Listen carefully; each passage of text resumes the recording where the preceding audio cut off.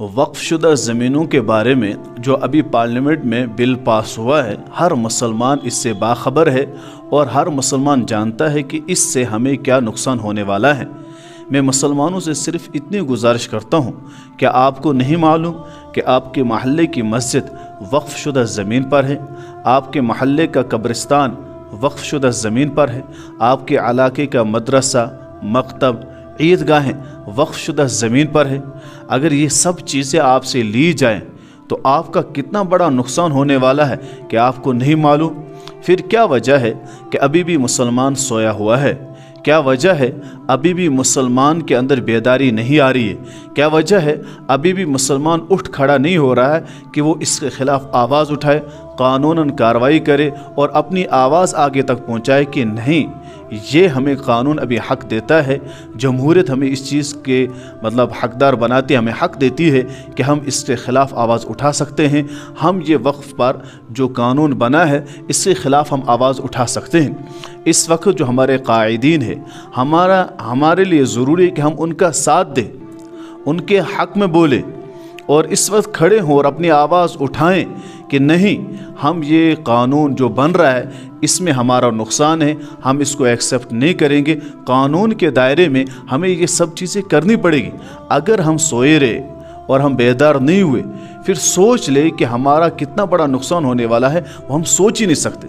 कम से कम इतना तो करें, हम दुआओं का एहतिमाम करें, अल्लाह ताला से मांगे और कम से कम इतना तो एहसास रखें, नहीं, दिल में तो हमारे अंदर थोड़ी सी तो नदामत आ जाए, थोड़ा सा तो ख्याल, थोड़ी सी तो फिक्र आ जाए। अगर हम सोए हुए हैं, बेहोश हैं, तो फिर कब जागेंगे?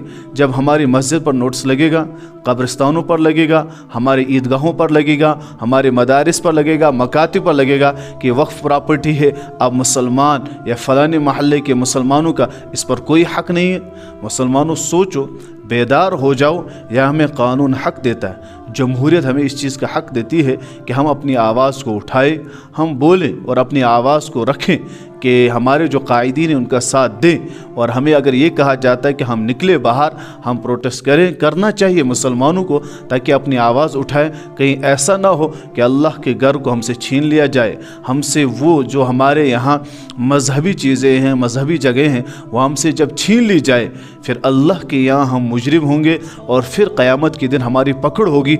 उस वक़्त हम उस अल्लाह ताला को क्या जवाब देंगे? हमसे जितना हो सके हम अपनी आवाज़ उठाए, हम अपनी आवाज़ पहुँचाए और हम कहें कि नहीं, ये हमारे लिए नुकसान है, ये हमारे दादा परदादाओं ने ये इस्लाम के नाम पर, अल्लाह के नाम पर वक्फ़ की हुई है, हमसे ये चीज़ें ना छीन ली जाए। और मुसलमान को चाहिए कि वो अपने अंदर सियासी शऊर बेदार करें। अली मियां नदवी रहमुल्लाह फरमाते हैं कि अगर मुसलमानों को 5 वक्त नमाजी के अगर तहज्जुद गुजार बनाओगे और इनके अंदर सियासी शऊर और सियासी बेदारी पैदा नहीं करोगे, तो याद रखना अनकरीब वक्त आएगा कि इन पर 5 वक्त नमाज़ों की पाबंदी पर भी, यानी 5 वक्त नमाज़ें पढ़ने पर भी इन पर पाबंदी लग जाएगी। और ऐसा हो रहा है, ऐसा हम देखते हैं कि रोड पर नमाज़ पढ़ने से आपके पासपोर्ट बैन हो सकते हैं, फ़लाँ जगह ऐसा करेंगे तो आप पर ये होगा। ये चीज़ें हम सब देखते हैं। जब हम देखते हैं तो हम पर ज़रूरी है हम कानूनन खड़े हो, हम सियासी शऊर पैदा करें और हम बेदार हो जाएं और अपनी आवाज़ को आगे तक पहुंचाएं। और जो हमें लगे कि जमहूरियत में हमसे ये चीज़ छीन ली जाए, हम उसके ख़िलाफ़ बोलें।